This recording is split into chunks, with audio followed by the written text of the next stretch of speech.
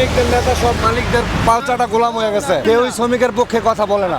এখানে আপনারা গাড়িগুলো যে আটকাচ্ছেন, এটা কি কারণ? এটা আটকাচ্ছি লোকাল চালা কাউন্টারে যাতে চলে এই জন্য। বিস্তারিত খুলে বলবেন সিস্টেমটা। কাউন্টারে যাতে নেয়, যত যাত্রী না নেয়, এলোপাতারি রাস্তাঘাটে যে কোনো জায়গায় গাড়ি ব্রেক করে যাত্রী যাতে না উঠায়, এজন্য আমরা গাড়ির শৃঙ্খলা ফিরে আনার জন্য এই কাজগুলো করতেছি। আচ্ছা, লোকাল কোনো গাড়ি থাকবে না, সিটিতে কোনো লোকাল গাড়ি থাকবে না, পর্যায়ক্রমে সব গাড়ি কাউন্টার হবে এবং যাত্রীরা কাউন্টার থেকে টিকিট নিয়ে গাড়িতে উঠবে, যাতে কারো কোনো সমস্যা না হয়। না, এখন এই যেগুলো হচ্ছে ওগুলোই চাপাচ্ছি আমরা। 21টা রোড হয়েছে, মানছে না, ওই যে পুরোনো দিনের স্বভাব রয়ে গেছে, একটু সময় লাগবে। লোকালে যে কোনো জায়গায় ব্রেক করে রাস্তায় কত করে দুর্ঘটনা হয়, অ্যাক্সিডেন্ট হয়। শ্রমিক, আমিও শ্রমিক, আপনি শ্রমিক, আমিও শ্রমিক, কাউন্টার ছাড়া গাড়ি চলা যাবে না। না ঠিক আছে। গতকালকে ডিএমপির কমিশনার সহকারে সিদ্ধান্ত হয়েছে কাউন্টার গাড়ি চলতে হবে। এখন এটার যাইয়া লোকালে আর বের হবেন না, যাত্রী এখন রাস্তায় নামাই দিলে কিন্তু আপনার সমস্যা হইবে। যাইয়া গাড়িতে মালিককে বলবেন যে কাউন্টার ছাড়া গাড়ি চলবে না। হ্যাঁ ঠিক আছে। আর নিজেরা যদি গালাগালি করি তাহলে এটা খারাপ। আপনি আমারে বলবেন, আমি যদি না মানি তখন আপনি আমারে বলতে পারেন। তারা বলছে এগুলা যে গাড়ি কাউন্টার চলবে, তো আমরা বলছি ঠিক আছে, আমরা যেটা জানি না তো সে তো আমারে বলবে। আমি যখন জানবো তারপরে যদি আমি না মানি তখন আমারে গালাগালি করতে পারে। এর আগে তো আর না, সে আমার স্টাফরে গালাগালি করে, খানকির বেলায় গেট লাগা, এগুলা কোন ধরনের ব্যবহার? এইটাই ওনারা, আমি এটাই বললাম যে আপনার বার বলছেন। ওই যে একটা গেঞ্জি পরা ভাই দেখেন, ওই যে গেঞ্জি পরা ভাই দেখেন, ডাক দিচ্ছে যে মুরব্বী কি সমস্যা বলেন। এখন থেকে কাউন্টার ছাড়া যাত্রী গাড়ি। এখন সবাই যদি আমাদের যদি খারাপ মনে করে তাহলে না, আমরা তো এত খারাপ না, গাড়ি চালাই দিতে পয়সা দেয়। আপনারা কি আমাদের দিকে তাকাইতেছেন? 100 বার মালিকরা তো আমাদেরকে কোনোভাবেই মানতেছে না। আপনারা আমাদের কথা শুনেন, দেখেন মানবে কিনা। আমরা তো অবশ্যই শুনবা, এটা হলে আমরা ভালো হবে, কিন্তু আমাদের বেতন তো তারা এইভাবে দিচ্ছে না, দিবে না। দিবে তো, আপনাদের এখন তো বেতনে নাই, আপনি এখন তো কন্টাকে চালাচ্ছেন। এখন তো এই যে আপনারা যে কাউন্টার করলে তো তারা আমাদেরকে যে বেতনটা নির্ধারিত করছে, এটা একটা মানুষের পক্ষে চলা সম্ভব না।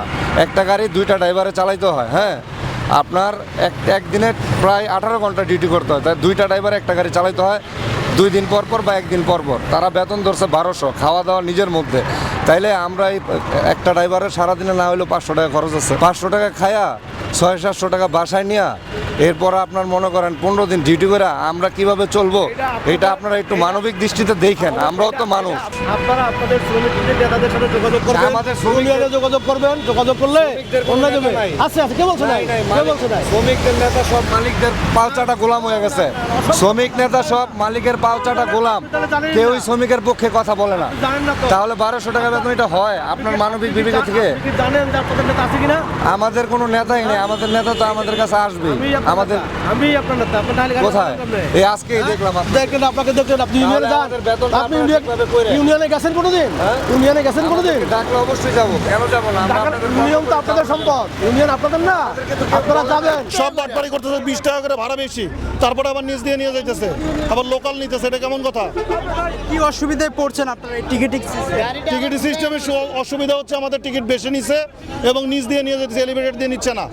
তাহলে আমাদের টাকা বেশি দিয়ে লাভ কি? না, আমাদের উপরে দিয়ে যাইতো, আমরা উপরে দিয়ে গেছি, তাহলে উপরেরটাই তো ভালো ছিল। আমাদের গাড়িটা ফেরত আইছে এয়ারপোর্ট থেকে, আবার ফেরত আইছে, আর এলিভেটর যাবে না, এলিভেটর যাবে না, অথচ ভাড়া নিছে। আমরা ঘুরাই নিয়ে আসছি আমাদের গাড়ি, যে আমাদের কেউ নামাই দিয়ে আমরা নামাই দিছে, সবাই নামাই দিছে, সব গাড়ি নামাই দিচ্ছে আমাদের সামনে নিয়ে। তাহলে এটা হয়রানি না? আলহামদুলিল্লাহ ভালোই। আমরা শিমুলতলি হয়ে আপনার গিয়ে গুলিস্তান পর্যন্ত যে কয়টা স্পেস বসানো হয়েছে সবগুলোতেই চলছে। সুবিধা বলতে আপনার গিয়ে আগে যে ধরনের একটা বাকবিতণ্ড হতো যে আপনাদের স্টাফদের মাঝে, তারপর আপনাদের হেল্পারদের সাথে ভাড়া নিয়ে 5-10 টাকার ভিতরে, এখন এটা টোটালি হবে না। আপনার একটা নির্দিষ্ট টিকিটের মাধ্যমে আপনার ভাড়া প্রদান করবে, এতে আশা করা যায় কোনো সমস্যা হবে না। সবচেয়ে খারাপ হচ্ছে বাস সিস্টেম। ছাত্র সমাজকে বলতে হবে এগুলোর ঠিক করার জন্য বাস মালিকদের নিয়ে বসতে হবে। ভাড়া ভালো কেন 10 টাকা বাড়ছে, মার্কেট তো এখন 20 মিনিট মতো হলো না, গাড়ি আসে এখন।